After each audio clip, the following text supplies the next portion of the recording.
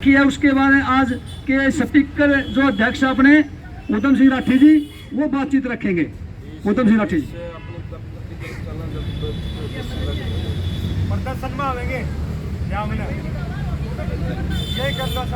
सम्मानित सदन,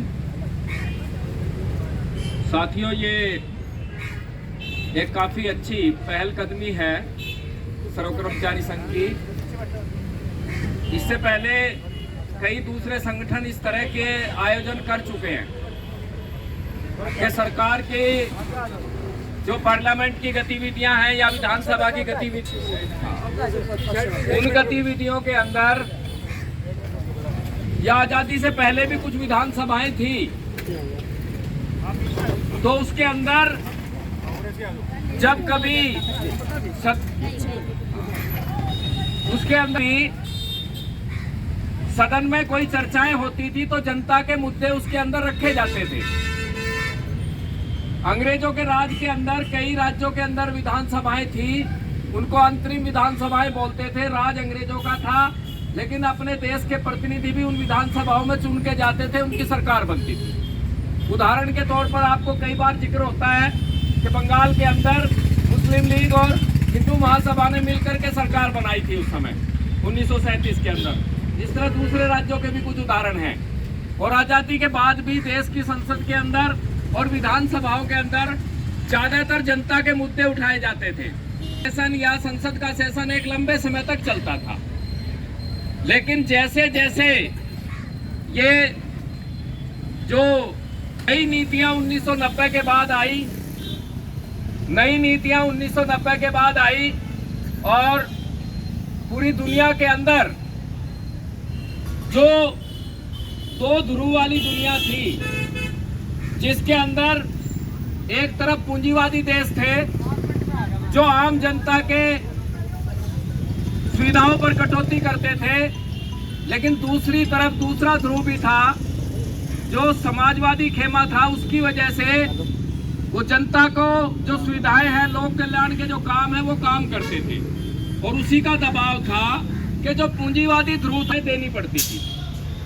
लेकिन धीरे धीरे जब वो एक ध्रुव खत्म हो गया समाजवादी के अंदर, तो 1990 के अंदर नई नीतियां आई।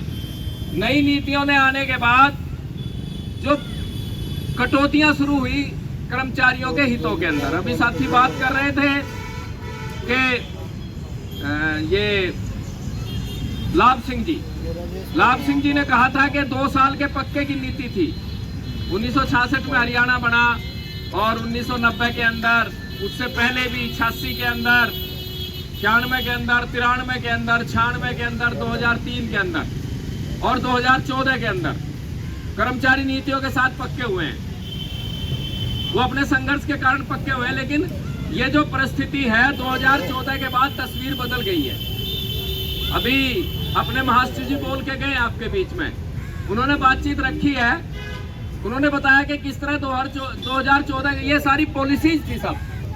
और मुझे खुद याद है, क्योंकि मेरी नियुक्ति जब डिपार्टमेंट में आया था एक कच्चे कर्मचारी के तौर पर ही हुई थी, और 1991 में हम पक्के हुए थे 50,000 कर्मचारियों के साथ।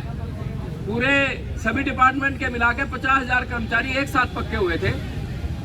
आंदोलन के दबाव भी थे, कोर्टों के निर्णय भी थे, उसकी वजह से पक्के हुए थे। और उसके बाद भी तो ये जो पॉलिसीज बनी हुई थी, और ये सरकार एक संविधान के अंदर भी है, कोर्ट के डिसीजन भी है कि जो परमानेंट नेचर के वर्क है उस पर परमानेंट नेचर का कर्मचारी होना चाहिए।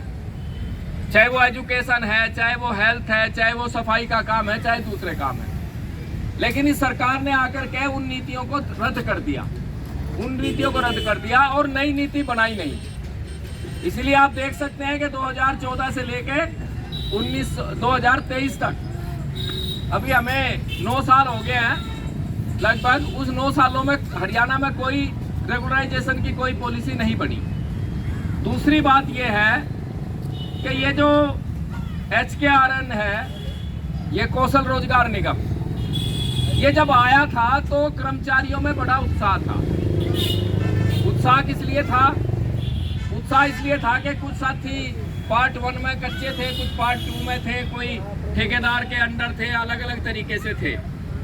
तो तो साथियों को ऐसा लग रहा था कि शायद ये कौशल रोजगार निगम बन गया तो शायद हमारे पक्के होने का रास्ता खुल गया है। लेकिन जैसे ही उस कौशल रोजगार निगम का जो एक प्रकार का नोटिफिकेशन जब कर्मचारियों के बीच में आया, तो उस नोटिफिकेशन से पता चला कि उसके अंदर तो प्रावधान ये किया गया है कि कर्मचारी कभी पक्का होने की मांग ही नहीं कर सकता।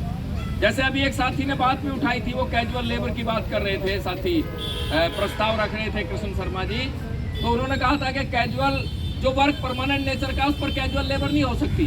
लेकिन इसके अंदर ये प्रावधान इन्होंने नोटिफिकेशन में रख दिया कि आप उस पोस्ट का नाम भी, डेजिग्नेशन भी बदल दिया ताकि कोई क्लेम ही ना कर सके। और ये जो कौशल रोजगार निगम के तहत जो भी नियुक्तियां हैं, उसके अंदर के झोल भी बता रहे थे साथी के किस तरीके से अपने चेहतों को उसमें भर्ती करा लेते हैं, या उसमें इस तरह की नियुक्तियां कर दी जाती हैं कि करनाल के साथी को 3 महीने के लिए पलवल जाना है तो वो नहीं जाता है, वहाँ पोस्टें खाली होती है, फिर वो अपने तरीके से बैकडोर से उसमें एंट्रियां होती हैं। तो ये जो है ये, लेकिन हम ये भी साथ समझने की जरूरत है कि पक्का होंगे कैसे। अब ऐसा नहीं था कि वो सरकार की कोई बहुत बढ़िया क्या कहते हैं नियत थी जो पक्के हो जाते थे। नियत से पक्के तब भी नहीं होते थे, तब भी लाठियां खाई जाती थी। अगर 91 में 50,000 पक्के हुए थे तो याद होगा आपको कि विधानसभा पे मार्च के अंदर बहुत बड़ा प्रदर्शन हुआ था सर्व कर्मचारी संघ का। पुराने साथी बैठे, उनको याद होगा, मटका चौक पर लाठीचार्ज हुआ था बड़ा भारी। और जो उस समय के प्रधान थे सर्व कर्मचारी संघ के, फूल सिंह शोकन जी, उनको इतनी लाठियां पड़ी थी कि उनको शायद नियत ही मारने की थी।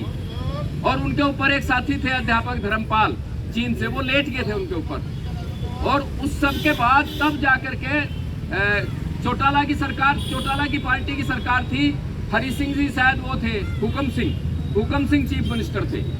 और उसके बाद वो पॉलिसी आई थी जिसमें 2 साल की सेवा के आधार पर 91 में पक्के हुए थे कर्मचारी। तो ये मतलब ये चीजें भी हमें समझने की जरूरत है कि पॉलिसी बनवाने के लिए जो हमारी मतलब जिद्दोजहद है वो भी उतनी मजबूत होने की जरूरत है। मतलब हम बहुत ताकत के साथ, मतलब अपनी ढीले ढाले तरीके से, और हम जो भी प्रोग्राम है, कार्यक्रम है, उसके अंदर हमें अपनी ताकत दिखानी होगी। दूसरा ये है कि पॉलिसी में पॉलिटिकल एजेंडा बने, जो ये पॉलिसी है राजनीतिक एजेंडा बने।